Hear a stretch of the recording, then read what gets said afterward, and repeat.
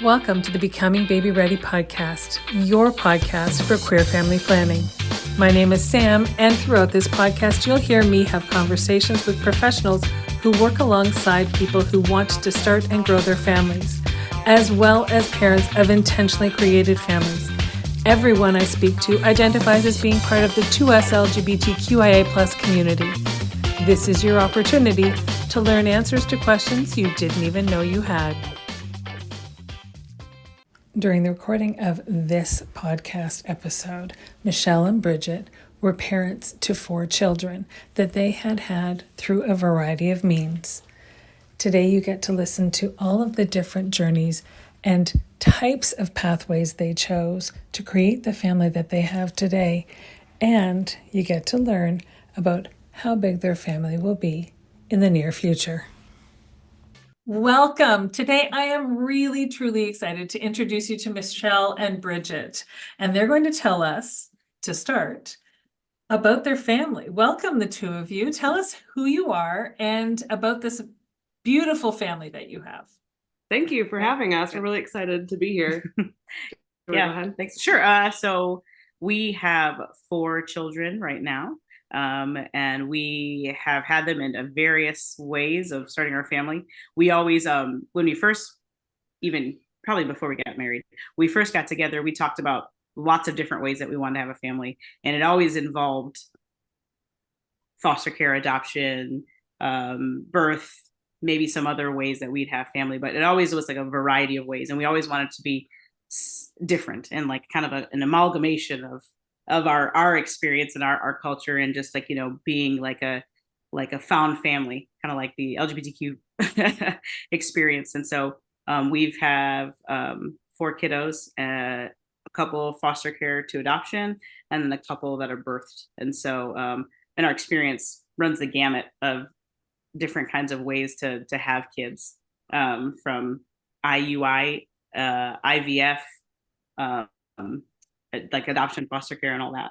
So, but yeah, we have one little guy who's 4, and we have 3 girls, 6, 7, and 9. So we have another little girl on the way. Yes. So our little guy's going to be very outnumbered. Right. Yeah. Also through reciprocal IVF. So yeah, another way of doing. Wow. You just sort of thought, okay, so for a queer couple, we're going to look at all the different ways we can create a family, and we'll try them all. Yeah, do everything at once. Can you tell listeners where you are based so that they have an idea? When you talk about foster to adopt, I assume that you're talking about a publicly funded system. Is that correct? Yes. Yes. Yep. When we lived in Kentucky, when we were doing foster care, we're in Michigan now, but we moved once their adoption was finalized. So the system is similar from Michigan to Kentucky, but every state is a little bit different. So because it's state-based programs. So yeah. And I'm going to get to the children that you've birthed yourselves, but first I want to talk again a little bit further about the adoption process, because every time I talk to people who have used the publicly funded system, as you say, it's different everywhere. What was your journey like? You decided you wanted to look at fostering. Did you go directly to fostering, or were you thinking foster to adopt? Did they discourage you from thinking about the adoption part and really just focus on what was it all? Tell me. Well, we originally came to we knew we eventually wanted to foster. We thought we would have biological children first, but we had been trying at home for close to 5 years off and on with no luck. Yeah. So we said, let's just switch gears and kind of like wipe the slate clean. Yeah. And we decided to just try fostering first. And we had always gone into it thinking, that it would be temporary, but if any kids needed a long-term or permanent home, that we would be that resource. So we tried originally to be foster parents, and they kind of like kicked us out of the system. It was before, so we were in Kentucky, which is not the most liberal of places. And it was before marriage was nationally recognized in the United States.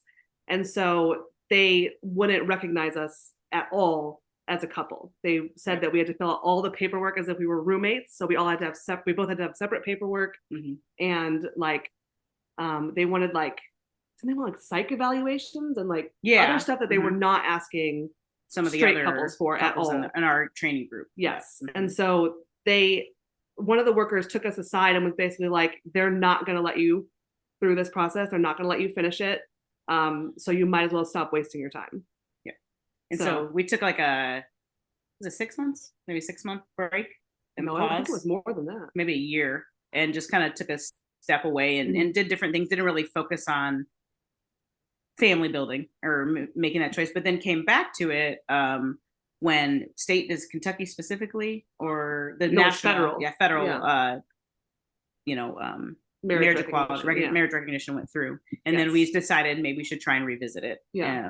And we had heard a couple of like positive stories from other people who had better luck than we did, and then the second time around it went really smoothly, and it was like, and I think a lot of those people from a year or two before weren't even there anymore.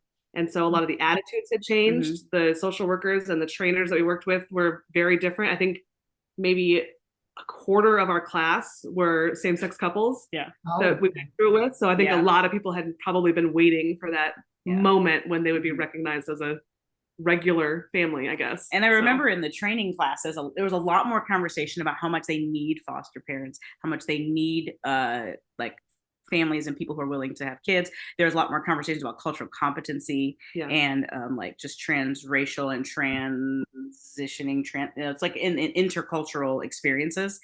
And so, and then again, it was just a very different feel that second time around. So, and it was also, I think too, at kind of like the height of the opioid crisis, which was really bad in Kentucky. So they were having this huge influx, especially of babies, of newborns that needed at least temporary placements, if not longer term. So they were really desperate for foster parents at that point. So there were a lot of kids in the NICU.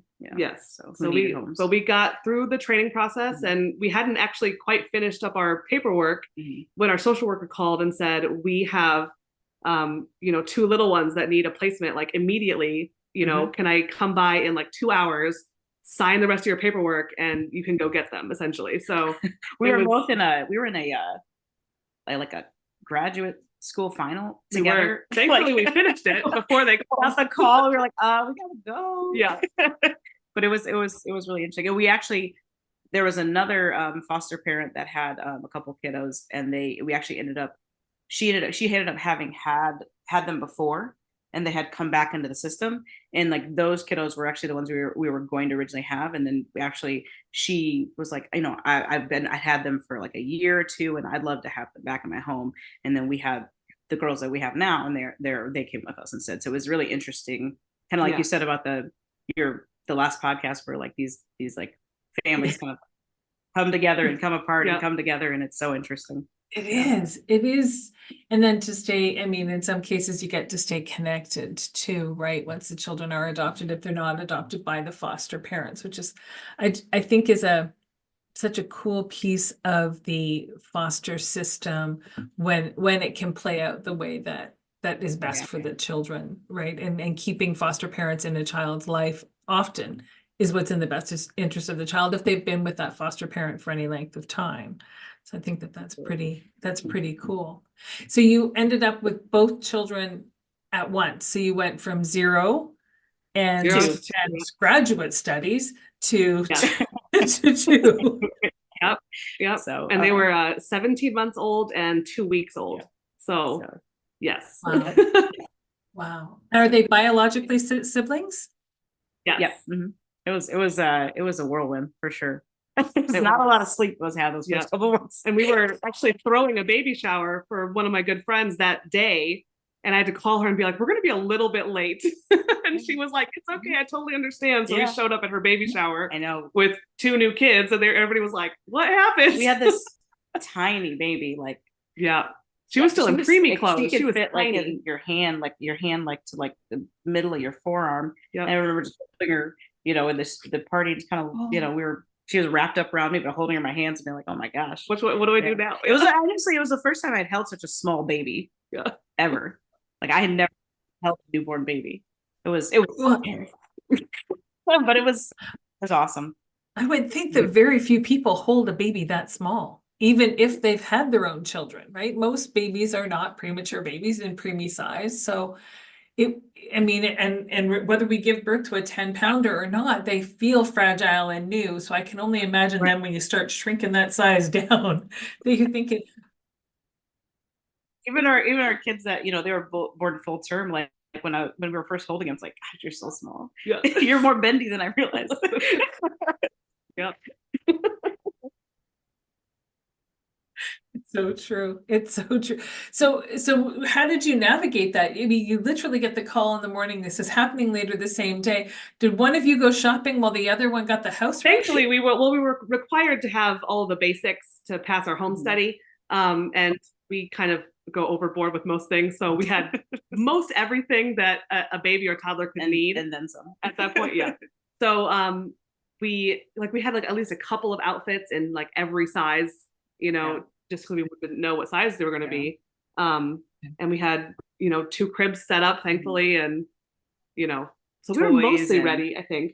Toys and play mats and stuffies and, you know, jumperoos and jungle gyms. We had to go out and find like the specific formula that the baby needed, and like we asked their previous foster mom what kind of snacks the toddler liked, and we went out and got all of like the foods that we knew she would like. And I think she gave us a small sample of her formula when she came with us. Yeah, to get us through like the next couple of bottles. Yeah, because she also had she needed special formula too. Yeah, so being premature, you need to grow the rest of the growing, right? So you get your feet wet very quickly.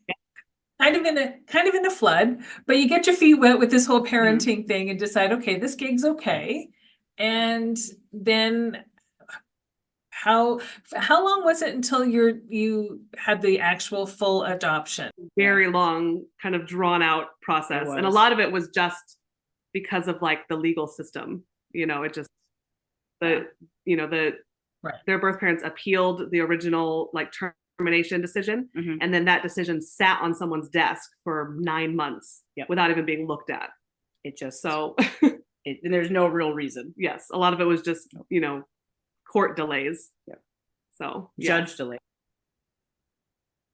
But your anxiety must have still been so high during that time, knowing if they've appealed this, now you've made this emotional connection with these children, and you know, one of whom you've had almost since the day they were born.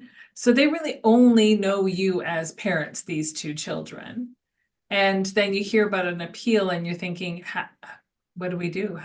How do you, I just, you know, I have truly, and I think this is part of my fascination with all of this, is that I have such a deep, deep respect for anyone who is choosing to foster.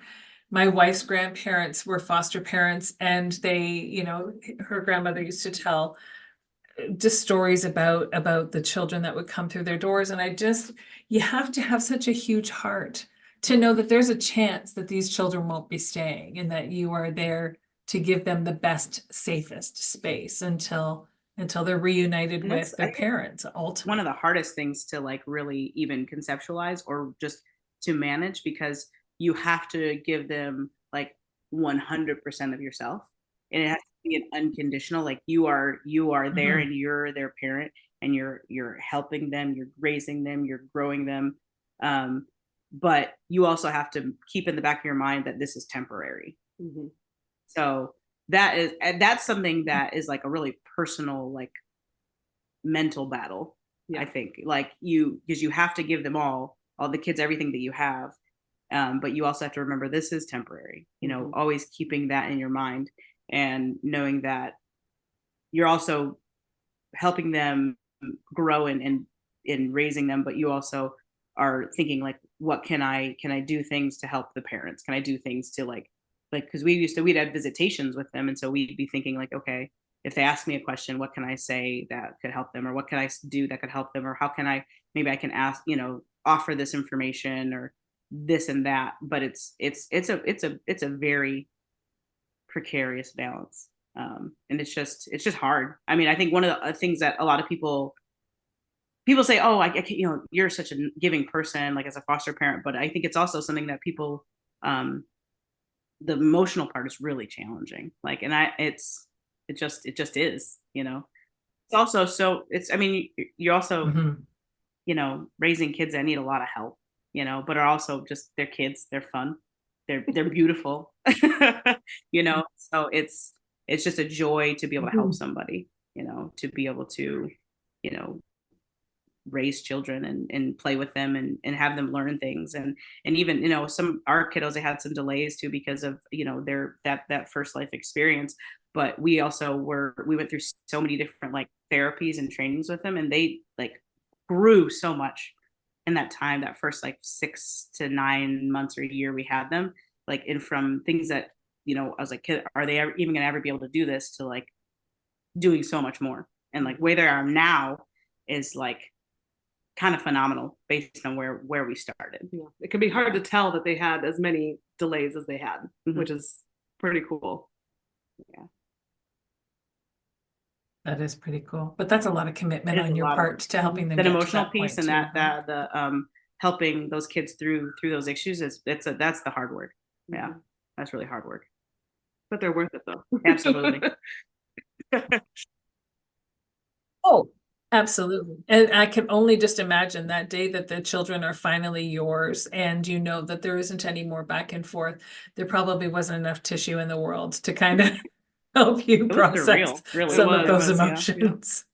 Yeah, because by the time we adopted them, we had all 4 kids by then. So, so we started this journey as just us, and then we got the 2 girls, and then by the time they were adopted, there were 4 of them. So, Hold on for just a moment.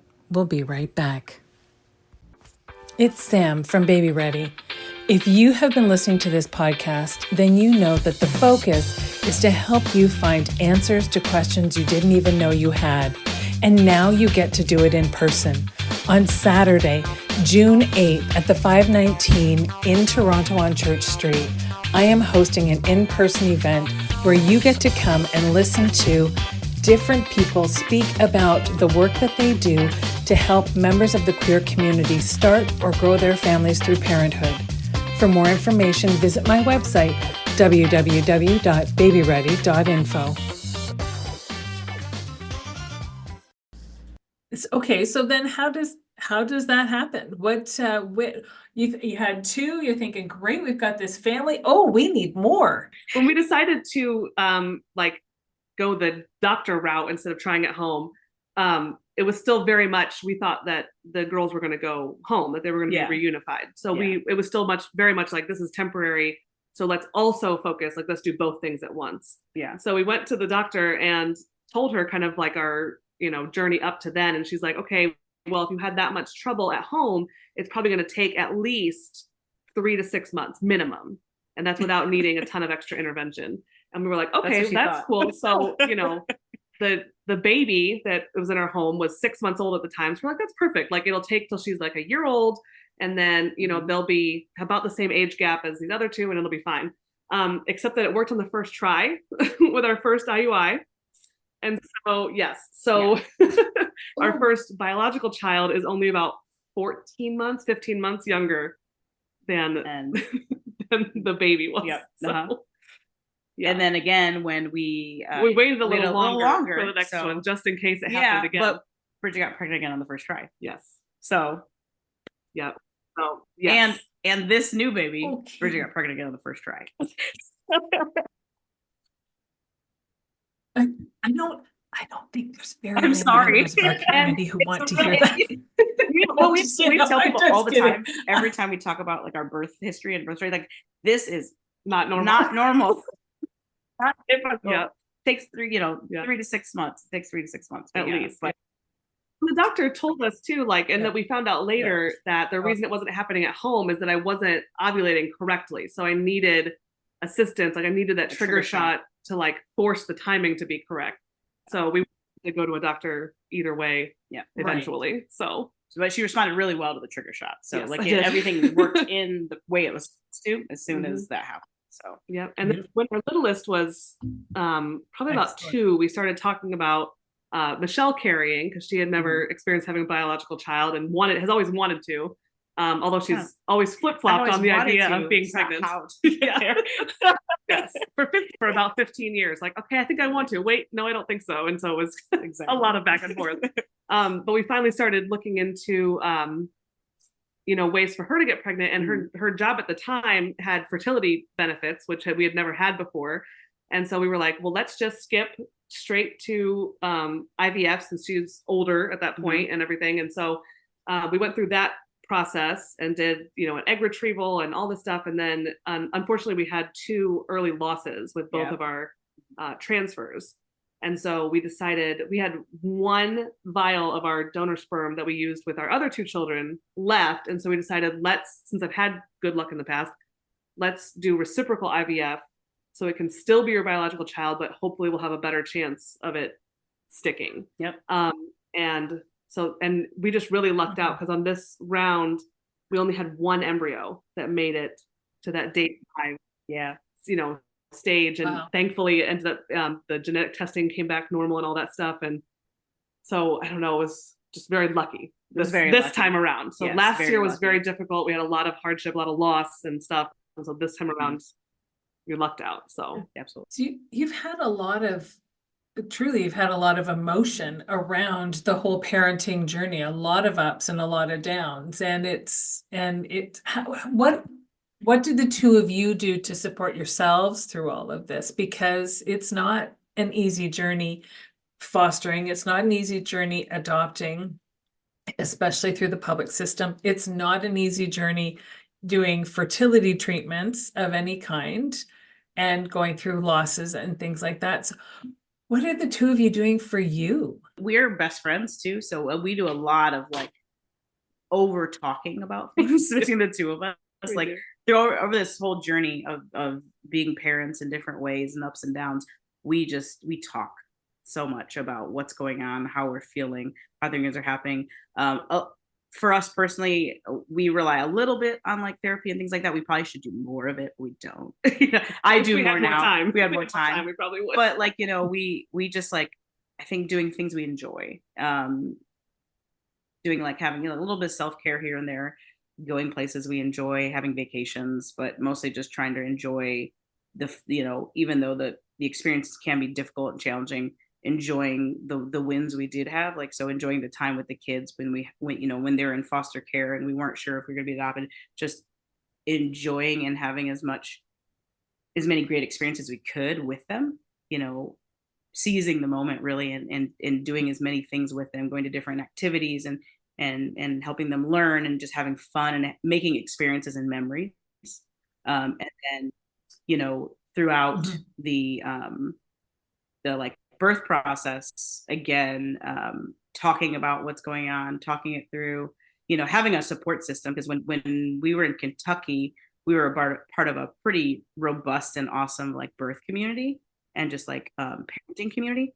And so that was a big piece of it too. We had a lot of support throughout that process and throughout in that time. So it was a really good community. And a lot of the people from that community are still are lifelong friends. So yeah, and different parenting classes and things like that. So I think, we probably don't do as much self-care as we should. Going to spa or spending hours in silence or just doing things to enjoy in silence. We just have too many kids for that. But just I think talking things out and trying to build the community around ourselves that support us and give us those affirming messages even when things are tough. So, but I definitely attribute a lot of us not just giving up at difficult points around the community that we built and just the fact that we're best friends and can talk through these things and we're not experiencing these things. I mean, we are experiencing them individually, but we experience them as a couple, and we were talking about that, and it's a team. And that's important. To keep talking is so critical, just to make sure you're still hearing each other. Are we still on the same page with this? Yeah, especially when you're having new kids. If you're making that decision to have another, are we both on board? Is everybody fully committed? Yeah, because because it's an intentional choice to make that decision. But if you're not both committed, and someone's I'm kind of on the fence, that will make for a really difficult experience. So you just mentioned something that's really important. Our families are intentionally created. They don't just happen by happenstance. And so you've intentionally created your family. or you are intentionally creating your family, I have no idea if there's more coming after this. I don't know if you know if there's more coming after this. So the decision today is that you are currently expecting baby number 5. That's what you know for sure. But because it's intentional and it doesn't just happen, there has to be some consideration that goes into the process and into the journey. And one of those big ones is financial, because we need help to have our families. Was there a cost associated with the fostering and adoption process, or was that completely publicly funded? And then can you talk about what kinds of costs you looked at for IVF and IUI and RIVF, that kind of thing? Foster to adopt process, there's no cost to initiate it, to do it, but you have to have home studies and have your home like ready, baby or child ready by the time you get approved to be a foster family. So you have to have all the things that would make it that your home livable for them, and probably like, you know, enjoyable for them. Yes. So I mean, we probably spent about $1,000 leading up to that, getting our like building a kids room, and we also had a playroom. We built a playroom too for them. So we had cribs, we got clothes, we got toys, you know, baby gear, that kind of thing, a stroller. And like all the things that they would need leading up to that. So it looked good. And like decorations and decor. I think it's like animals. There's like a tree, there's a squirrel, like all those decals on the wall. That was fun. And like we have like a leaf, like a mobile. Yeah. I think so. I called it the tree house. You did. I did. Yeah. I don't know if that really ever caught on, but yeah. But I think it was definitely cheaper doing it that way than waiting till the last second and going out and buying everything. Because if we had gotten a call and needed all that stuff, we probably would have spent double or triple. We did a lot of like not thrifting, going into like Once Upon a Child, or like it's like a secondhand store for like babies. We went to like IKEA. We did like clearancing at like Marshalls and look in the baby section, Target, things at IKEA. All, you know, cribs and furniture were IKEA. Yeah, so just like, kind of like the months leading up to, and like during those classes, we would just, you know, pick up stuff here and there, like as we saw it on clearance or as it was a good deal or whatever. And I think too, when we were like waiting, because a lot of the foster process, when you're waiting to be approved, is like hurry up and wait. Yeah. Hurry up and get the paperwork in and then wait. Yeah. For 2 months. Hurry up and do this and sign this, and then make sure and then wait. Because it's going to take them forever to get to it. So we did a lot of the time, like for self-care during that, going places and like looking at baby stuff and looking at like things we could get, reading a lot of books and looking at different things that would get us ready. But yeah, that financial piece, we spent about $1,000, I think, on that. And then in the birth side, I don't know, we had our fertility doctor, our original one, she would bill things creatively, I guess I would say. So she would try to build the different pieces, like anything that she could. She wouldn't bill it as like a fertility treatment.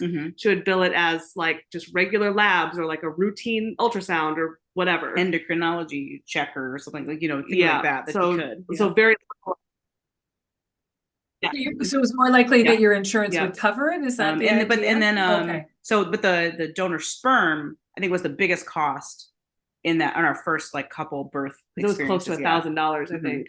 And then I was very fortunate enough to be in the companies I worked for have fertility like insurance process. So I was able to use that as a benefit for the kids for this IVF process. Yeah. So that was almost entirely covered. Very little. It had never even been on the table, even talking about it, just because we knew what most people spend, like, you know, 30 grand or whatever.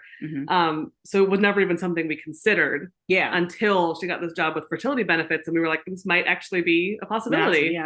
So I think because of the fertility benefits, I think we pay out of pocket for the donor sperm. And then I think maybe there was another $200 or $300 that wasn't covered. Yeah. And the donor sperm, I think, ranged from like $600 to $1,800, something like that, depending on how expensive each, or how many vials you got. Yeah. And if you wanted to include like the supplemental information about the donor, so like there's like the process that we use, they had supplemental information about like medical history, their interests, like a vocal like audio file of them talking, which is neat. Some family photos over the years, that kind of thing. Yeah. to get an idea, a glimpse of what your kid might look like. Might look like one day, yeah. That is cool because there are so many different ways that they are doing it, and things are very different now even than when my wife had my stepdaughter, and you got nothing. You got a blurred out pixelated image and then the written bio, and that's it. Did you use so you used an anonymous donor at the time? They come to you anonymously. Have you got access to your child connecting with them when they become 18? Then they can have access, to their contact information and all that. And then we're also in a Facebook group with their donor siblings, so other families that have used that same donor. So that's very weird. Really weird looking at the pictures because they look so much like our kids. It's so cool. Yeah. That's so. I mean, that just must make your mind like our son. Like there are a couple other families that have boys too, and like seeing pictures of them and then looking at them like, oh crap. Like you look a lot alike. You look a lot like y'all have the same eyes. Yeah. As strong as you feel like your own genes are, clearly there's some other genes out there that are pretty strong as well, right? You briefly touched on being in Kentucky and trying to start the process and feeling a little bit othered because you were in a queer relationship. Has there been a lot of other opportunities, and not even opportunities, that's the wrong word to use. Have there been a lot of other experiences on your parenting journey where you've been made to feel like you were the other because you were in a same-sex relationship? I think we were very intentional about the spaces that we chose to be in. So it would feel a little bit weird at first if we were the only queer couple in the group. But because of the people we chose to be around, it was never like we were never made to feel different than they were. We were just another couple with a baby because we went to newborn parenting groups after we got our foster girls, and we were just another couple with a baby there, even though we were the only ones who hadn't birthed their baby. She was the same age as all the rest of them, and they were just like, welcome, come on in, Yeah. So, and then I think that's around that like really supportive like parenting community that we built around there too. But I think I found more othering experiences because we have interracial family, more othering experiences. Yes. Because especially when we first had newborn babies, the babies that Bridget birthed are white and I'm Black. And like walking around in stores, I'm carrying a white baby, I'd get really odd looks when I was by myself. Yeah. And so, it was more of that. But I mean, you get the experiences in the LGBT side as well. But I found it a lot more just like being in the public. And then as the kids got older, more experience of otherness when they we started doing like community activities that weren't like the community that we had curated. Everybody knew us. Yeah. But the community, like the greater community. So like school things and stuff like that. So yeah. Because we have to kind of explain to people why our family we don't all match each other. So. Right. And then we're like non-religious. So some of us are atheists, like not Bridget's like true atheist, I think. I'm more agnostic, but we're not Christian too. So that kind of adds to the milieu. You can, especially if you're in what's considered to be the Bible Belt, right? That can be really separating from everybody else as well in terms of just not being on the same page with that. It's true. We sort of curate our family connections when they're little, and then they go to school and you're like, oh, I guess that's our new group, because the kids start hanging out with other kids, which sometimes is beautiful. I mean, we've got some incredible friends now because of who our kids have introduced us to, but at the same time you're thinking, but I kind of like that group too. Like, I don't leave that group. Yes. Yeah. What is your advice to young people who are thinking about starting their families? Have fun first. We got married and started talking about a family right away. And then because we had so much trouble getting pregnant, we weren't able to for so long, it became like our main focus. And it was all we really thought about was like, why isn't this working? We're going to try again, get on the calendar, all these different stuff.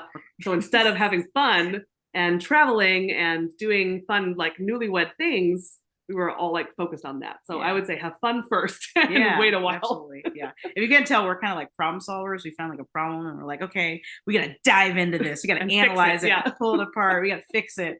So like it became like bigger, a little bit bigger than it needed to. And so we didn't do as many like, just like, hey, let's go hop on a train and go somewhere, or hop on a plane and go somewhere, as much as we probably could have done when we were younger. We should have gone to Iceland. We never did. Yeah.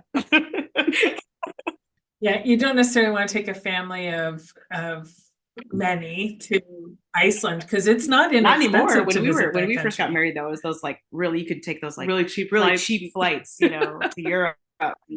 Thing, like, you know, we were like, no, we gotta think about donors and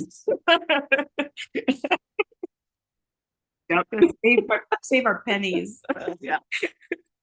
Forget geysers. We're looking for donors. Yeah, I should have put that on Facebook. That would have been the meme. Oh, what is your very, very favorite part of parenting?